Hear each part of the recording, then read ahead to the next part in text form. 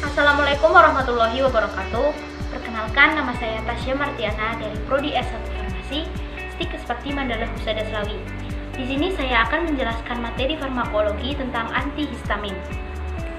Nah, pokok materi yang akan saya bahas pada materi kali ini yang pertama adalah histamin, antihistamin, penggolongan antihistamin, dan mekanisme kerja. Yang pertama adalah histamin. Histamin adalah senyawa normal yang ada dalam jaringan tubuh, yaitu pada jaringan sel mas peredaran basofil yang berperan terhadap berbagai proses fisiologis yang penting. Histamin merupakan produk dekarboksilasi dari asam aminohistidin.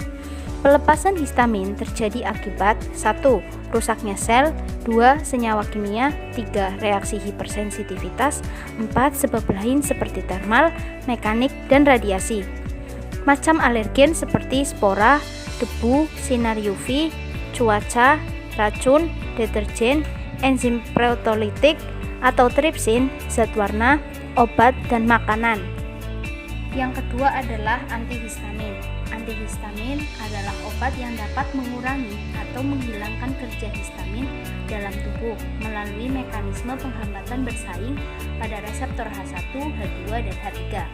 Efek antihistamin bukan suatu reaksi antigen antibodi karena tidak dapat menetralkan atau mengubah efek histamin yang sudah terjadi. Antihistamin pada umumnya tidak dapat mencegah produksi histamin.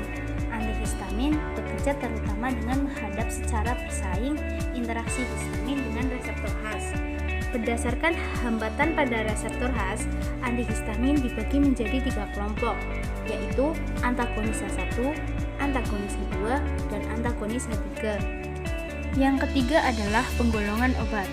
Berdasarkan penemuan ini, antihistamin juga dapat dibagi dalam 2 kelompok, yakni antagonis reseptor H1 atau singkatnya disebut H1 blocker atau antihistaminika, dan antagonis reseptor H2, H2 blocker atau zat penghambat asam. Yang pertama adalah H1 blocker. Mengantagonir histamin dengan jalan memblok reseptor H1 di otot licin dari dinding pembuluh, bronki dan saluran cerna, kandung kemih, dan rahim. Begitu pula melawan efek histamin di kapiler dan ujung syaraf, seperti gatal. Efeknya adalah simptomatis.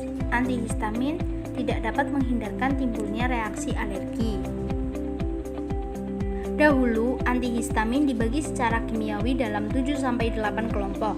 Tetapi kini digunakan penggolongan dalam 2 kelompok atas dasar kerjanya terhadap SSP, yakni zat-zat generasi ke-1 dan kedua. Yang pertama adalah obat generasi ke-1 seperti promethazine, oxomemazine, dan triplenamin. Dan contoh obat generasi kedua adalah estamizole, terfenadine, dan fexofenadine. Yang kedua adalah H2 blocker. Obat-obat ini menghambat secara efektif sekresi asam lambung yang meningkat akibat histamin dengan jalan persaingan terhadap reseptor H2 di lambung. Efeknya adalah berkurangnya hipersekresi asam klorida, juga mengurangi vasodilatasi dan tekanan darah. Senyawa ini banyak digunakan pada terapi tukak lambung khusus guna mengurangi sekresi HCl dan pepsin, juga sebagai pelindung tambahan pada terapi dengan kortikosteroid. Yang keempat adalah mekanisme kerja. Histamin dapat menimbulkan efek bila berinteraksi dengan reseptor histaminergik, yaitu reseptor H1, H2, dan H3. Interaksi histamin dengan H1 menyebabkan kontraksi dengan otot polos, usus, dan bronki, meningkatkan permeabilitas vaskular, dan meningkatkan sekresi mukus yang dihubungkan dengan peningkatan cGMP dalam sel. Interaksi dengan reseptor H1 juga menyebabkan vasodilatasi arteri sehingga permeabel terhadap cairan dan plasma protein yang menyebabkan sembab, priuritik, dan dermatitis.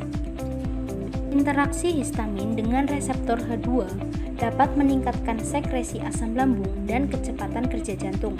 Produksi asam lambung disebabkan penurunan cGMP dalam sel dan peningkatan CAMP. Peningkatan sekresi asam lambung dapat menyebabkan tukak lambung. Efek ini diblok oleh antagonis H2.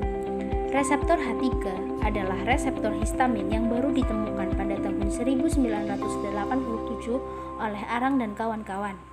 Terletak pada ujung syaraf jaringan otak dan jaringan perifer yang mengontrol sintesis dan pelepasan histamin mediator alergi lain.